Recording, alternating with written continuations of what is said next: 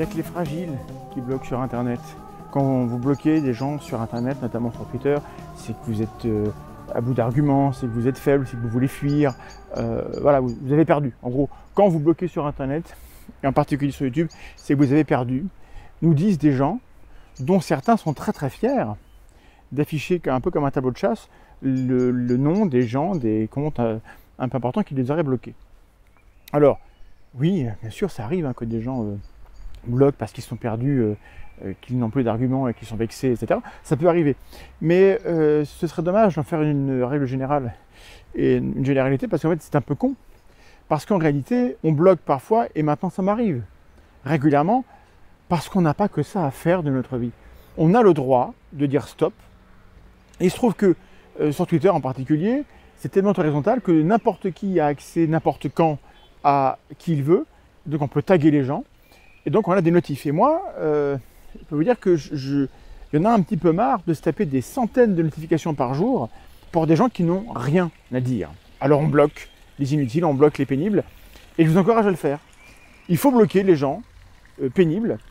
Et ce n'est pas un message qu'on leur envoie. J'ai aussi entendu des gens qui disent ah, ouais, vous bloquez parce que voilà, c'est une manière de dire de mépriser les gens ou d'envoyer un message. Non. Quand je bloque quelqu'un sur Internet, et je pense que c'est vrai pour la plupart des gens, je ne suis pas en train d'envoyer un message dans la même mesure que quand je passe un coup de balai, ce n'est pas une conversation avec la poussière que je fais. Je passe un coup de balai. Là, c'est pareil. Donc, je vous encourage à utiliser cette fonction de blocage. Mais évidemment, si, à titre personnel, j'ai mis longtemps avant de m'y résoudre, au début sur Twitter, je ne bloquais personne, je trouvais que c'était bien de ne pas le faire, j'avais une sorte de discipline à ce niveau-là, c'est parce que j'ai conscience, et beaucoup de gens autour de moi ont conscience, qu'il y a un risque d'enfermement, il y a un risque d'être dans une bulle de filtrage comme ça, et d'être en contact qu'avec des gens qui pensent comme nous, et c'est dangereux, et on est les premiers à le dire, parce qu'on sait très bien que ce type d'enfermement, de discussion en circuit fermé, il est particulièrement fort, ça a été remarqué, ça a été évalué, quantifié dans les études, chez les gens qui sont prompts à la pensée complotiste. Donc, puisque nous estimons qu'il ne faut pas être complotiste, que nous voulons cultiver une manière d'être qui est à l'antithèse de ça, à l'opposé, évidemment, c'est logique qu'on soit un petit peu perplexe par rapport au blocage. Ce n'est pas un truc qu'on fait spontanément. Et donc c'est normal de ne pas avoir envie de le faire lorsqu'on est sceptique, rationaliste, etc. Parce qu'on veut pouvoir débattre avec tout le monde, on veut pouvoir discuter avec tout le monde, et c'est bien, c'est une bonne valeur. Mais, ok, prenons conscience de ça, soyons attentifs à ne pas nous enfermer dans des bulles de filtre, c'est très très bien. Mais est-ce que c'est une fin en soi? Est-ce que le fait de ne pas bloquer les gens, d'accepter d'être notifié par absolument tout le monde, d'accepter parfois que votre compte soit impossible à utiliser. C'est-à-dire quand vous avez 1000 notifs dans la journée, c'est impossible de les voir. Et donc il y a peut-être des messages dedans intéressants que vous ne verrez pas. Ça m'arrive.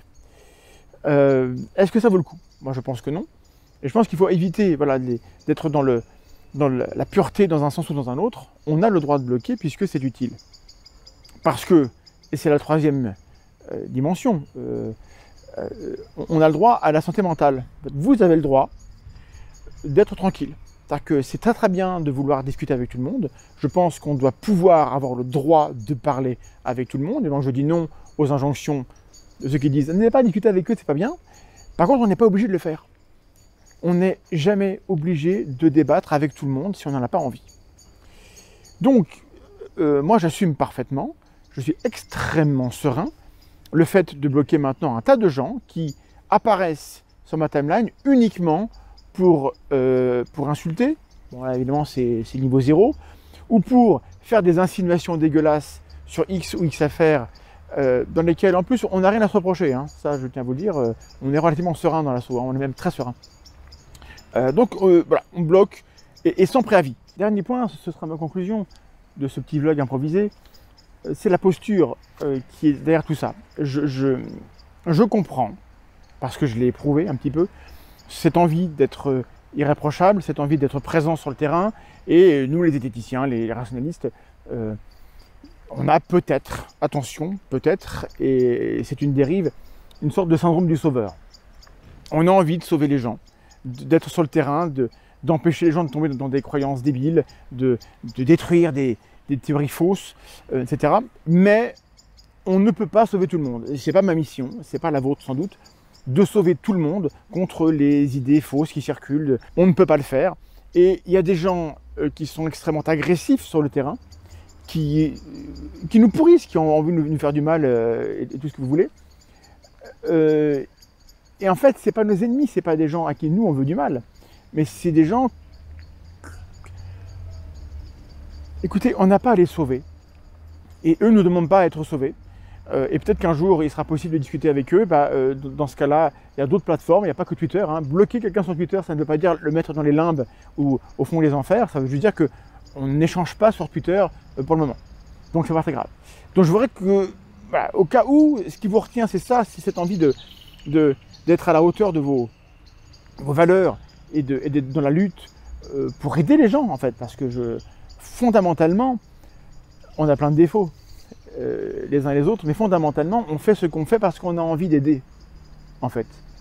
Je crois, après c'est peut-être que je suis naïf, et que je suis entouré par des gens qui ne veulent que briller et écraser les autres sous leur grosse esthétique bien musclée, mais je pense qu'en fait, nous, on veut aider les gens. Parce qu'on sait les dérives des dogmatismes et des idées extrémistes. Et donc, je comprends, et je pense qu'on devrait aller au-delà de cette envie de cette posture de sauveur. Vous pouvez aider plein de gens, mais pas tout le monde. Et vous aiderez mieux les gens si vous restez en bonne santé mentale. Et moi, je veux être résilient, et il y a un moment où ça me fait du bien de bloquer et de passer à autre chose, parce que on n'est pas là pour souffrir, ok? Je ne suis pas venu ici pour souffrir. Hein. Voilà, donc mon conseil, je me répète, n'hésitez pas à bloquer les gens qui manifestent dans leur comportement qui ne sont pas là pour échanger. Les gens qui sont là pour imposer leur point de vue, vous n'avez aucune chance d'en tirer quoi que ce soit. Alors vous pouvez éventuellement essayer, et je ne vous blâme pas, essayer d'être constructif, essayer pour les lecteurs autour de vous d'amener les éléments pour montrer qu'on peut répondre. Mais si ça vous pèse, si vous avez mieux à faire de votre temps, si votre truc c'est pas ça et si c'est toxique, bah vous bloquez. Et vous serez donc plus disponible pour des activités plus utiles à tout le monde. Je vous le souhaite.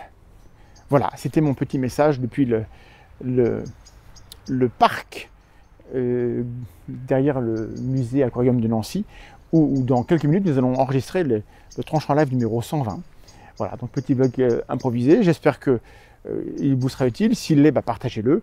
Sinon, c'est pas très grave. J'essaierai d'être plus utile la prochaine fois. Je vous embrasse si vous en avez envie. À très bientôt, des bisous.